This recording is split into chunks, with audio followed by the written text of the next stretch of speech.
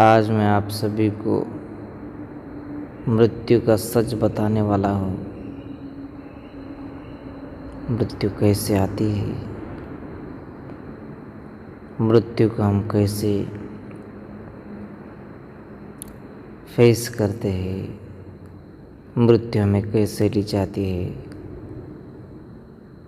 और मृत्यु के पहले और मृत्यु के बाद में क्या होता है। मैं थोड़ा अल्प शब्दों में बताने वाला हूँ। आप सभी ने थोड़ा एकाग्र ध्यानाग्रह होकर के कृपया इस प्रवचन को सुनिए। आजकल हम सब इस दुनियादारी में कितने प्रफुल्लित जीवन जीते, तो भगवान बुद्ध कहते हैं इस मायावी जगत में कुछ भी ऐसा पदार्थ नहीं जो शाश्वत सुख दे सके विदाउट निर्वाण। आपको जीवन में सुखावस्था, संपन्नावस्था, सधनावस्था और मानसिक संतुलित समाधान की अवस्था प्राप्त करने के लिए बस आपको ध्यान करना होगा, विपश्यना करनी होगी।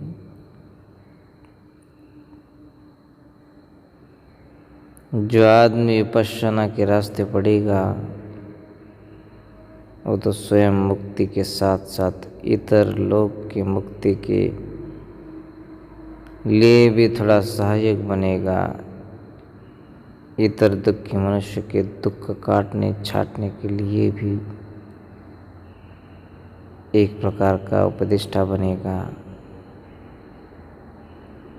और जिन्होंने ध्यानाभ्यास किया हो उसे मरने की कला भी आ जाती है। जो जीता जी एक न एक दिन मर जाता है, यह संसार का शाश्वत नियम है। इसे कोई नहीं टाल सकता, ना मैं टाल सकता हूँ, ना बुद्ध ने इसे टाला है और ना ही डॉक्टर बाबा साहब अम्बेडकर जी ने। हर आदमी को प्रत्येक दिन मरना होता है। मरने का मतलब अपनी आयु मर्यादा बढ़ना, यह मरण का प्रथम लक्षण है।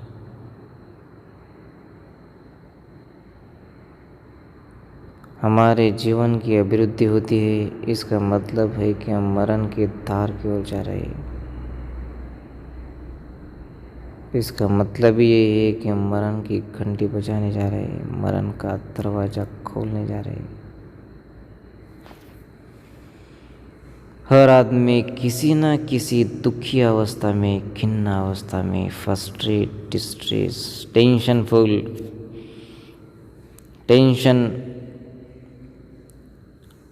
विथ ग्रेट टेंशन रहता है। कितना भी श्रीमंत हो, गरीब हो, हर आदमी को दुख दैन्यावस्था से जाना ही होता है। लेकिन जो आदमी आध्यात्मिक और मानसिक सुखी हो, इसे इस दुख का कोई फर्क नहीं पड़ता। सबके जीवन में दुख होते, सन्यासी भी दुखी होता है, संसारिक भी दुखी होता है, ब्रह्मचारी भी दुखी होता है, ब्रह्मचर्य का पालन करने वाला भी एक न एक दुखी होता है, पंचशील धारक भी दुखी होता है, पंचशील विरोधक भी दुखी होता है। लेकिन प्रत्येक व्यक्ति के दुख का कारण बड़ा अलग अलग है। प्रत्येक व्यक्ति के दुख का कारण बड़ा अनमोल और बड़ा ही विभेद दिखाने वाला है। पंचशील पालन करने वाले को भी दुख होता है, लेकिन वो दुख उसके लिए कूड़ा कचरा जैसा होता है। और जो पंचशील का उल्लंघन करता है उसके लिए दुख आया तो बड़ा डोंगर पहाड़ जैसा दिखता है उसके लिए, और वो आदमी न निकल सकता है,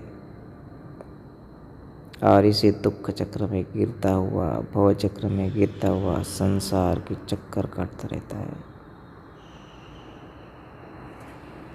ना उसे मरने की कला आती है और ना उसने जीने की कला सीखी थी।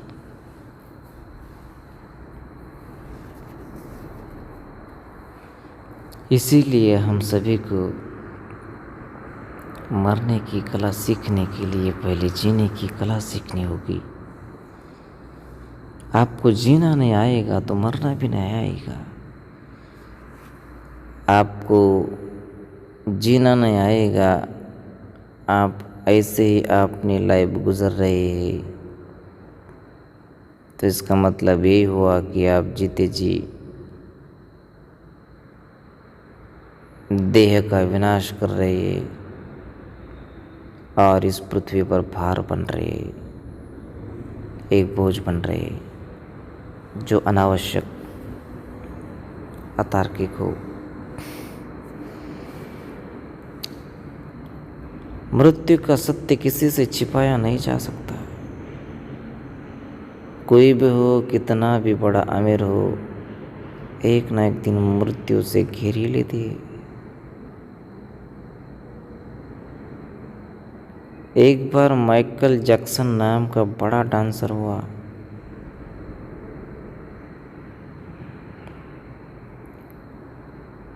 बड़ा डांसर होकर के उसने इतने पैसे कमाए, कोट्याधीश बन गया, मिलियनियर बन गया।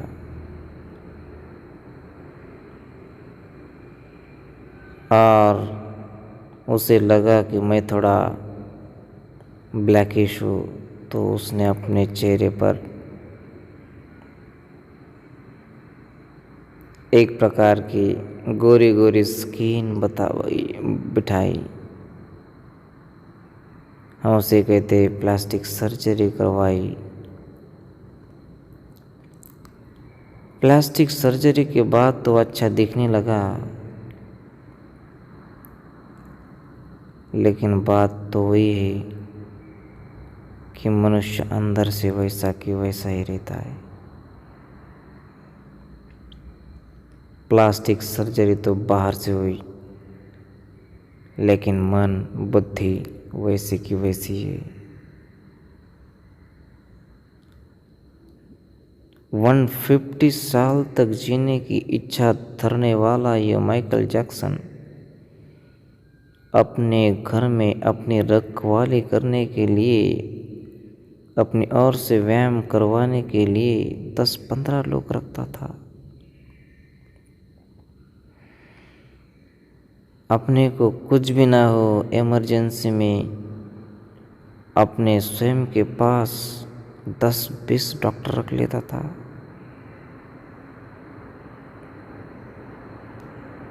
कहीं भी जाता तो हाथ में ग्लोव पहनता था, नाक को मास्क पहनता था। इतनी अच्छी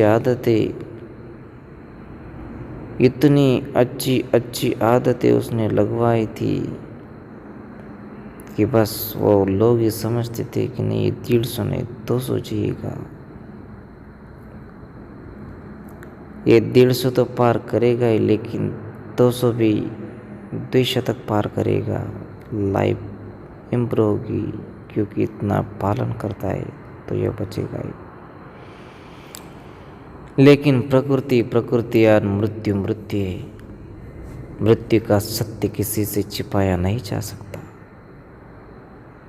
हुआ भी वैसा है, जब उसके शरीर में प्लास्टिक सर्जरी जहाँ तहाँ करवाई तो उसे दिन में अनेकों बार इंजेक्शन लेने पड़ते थे, उसकी दवाइयाँ खानी पड़ती थी, डॉक्टर के प्रिस्क्रिप्शन से, डॉक्टर के सलाह से।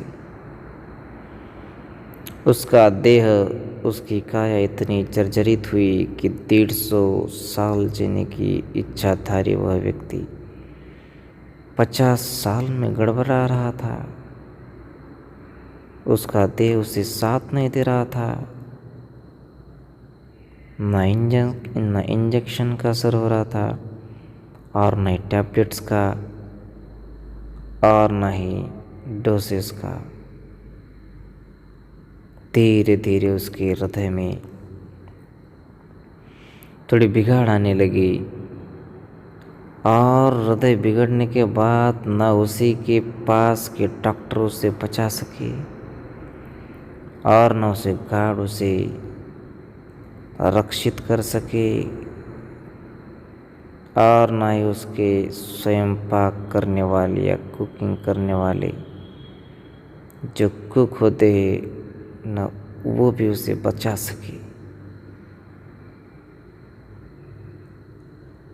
हृदय के कारण या उसके शरीर पे जो प्लास्टिक सर्जरी थी उसके कारण न जाने उसके शरीर में कितने दुख थे, कितनी व्याधियाँ थी।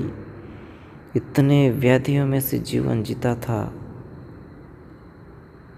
लेकिन एक दिन मरना तो पड़ेगा ही। बेचारा एक दिन अपना प्राण छोड़ देता है, देह त्याग देता है, देह क्रिया हो जाती है। ऐसा ही मनुष्य का जीवन होता है। सिकंदर भी कहता था कि जब मैं मरूंगा तब मुझे कफन पे रखने के बाद मेरे दोनों हाथ खुले रखना, क्योंकि लोग यह समझे कि इतना बड़ा सिकंदर ने कमाया और कफन पे निकम्मा हाथ जा रहा। लोग ये समझे कि इतना बड़ा आदमी भी रिका में हाथ जा सकता है, खाली हाथ जा सकता है, तो हम कौन है? हम क्यों अहंकार करें? हम क्यों गर्विष्ठ बने? सिकंदर की अद्भुत युक्ति भी लोगों को जची। इसी कारण पाश्चात्य ग्रीक के पंडित ये राजपाट धारण करने वाले जो भी संपर्क में आए, जो भी पढ़ा सिकंदर को, एक प्रकार की ज्ञान की विभूति के संपर्क में आने के बाद, विज्ञानवाद के संपर्क में आने के बाद अनेकों लोगों को विज्ञान की बातें सूझने लगी। विज्ञान का संशोधन होने लगा, विज्ञान बढ़ता गया, संशोधन होते गए। लोग विज्ञान की आज के समय में चरम सीमा पर है, परम सीमा पर है।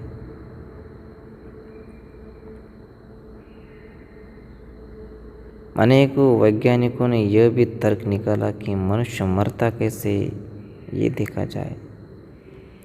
मनुष्य क्यों मरता है, ये भी देखा जाए। मनुष्य मरने के बाद क्या जिंदा किया जा सकता है, ये भी देखा जाए। अनेकों ऐसे पाश्चात्य या पौर्वात्य बड़े बड़े वैज्ञानिकों ने बड़े तर्कशास्त्रीय युक्ति संगत ऐसे बुद्धिवादी एक प्रकार के शास्त्रानुसार विज्ञानुसार बड़े अनुसंधान किए, बड़ा रिसर्च किया, लेकिन पल्ले कुछ नहीं पड़ा। भगवान कहते हर व्यक्ति की मौत उसके कारण होती है। उसका कर्म खत्म हुआ, उसका पुण्य कर्म खत्म हुआ, उसकी आयु मर्यादा खत्म हुई, उसका पुण्य कर्म आयु मर्यादा दोनों साथ खत्म हुई, तो आदमी मरता है, उसे कोई नहीं बचा सकता।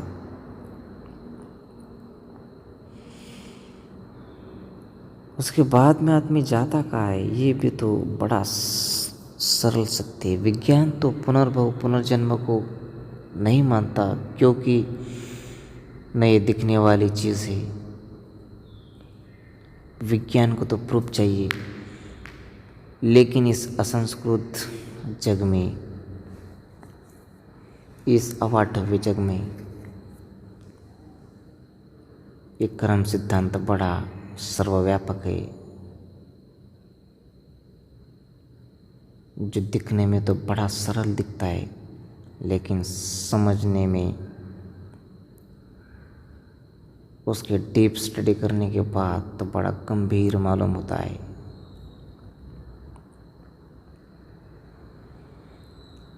मनुष्य अपने कर्म के हिसाब से चतुर्धातु में विलीन होता है।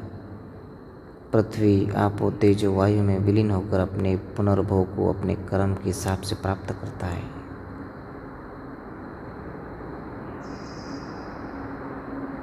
आदमी जन्म को कैसे प्राप्त करता है? अपने कर्म के हिसाब से, च्युति प्रतिसंधि के हिसाब से जन्म लेता है और अपने कर्म से च्युति होकर कर्म से प्रतिसंधि धारण करता है। यह लोक धर्म है, यह विश्व का धर्म है। इसे कोई नहीं चेंज कर सकता। मरण तो अटल है, हर कोई मरने वाला है। मरना कोई नहीं चाहता, लेकिन हर कोई मरने वाला है। मरने से पहले अच्छा कर्म करो, फिर मरो। मरने से पहले जीने की कला सीखो, फिर मरो। जीने की कला सीखी तो मरने की कला सीखी जैसी ही होती है।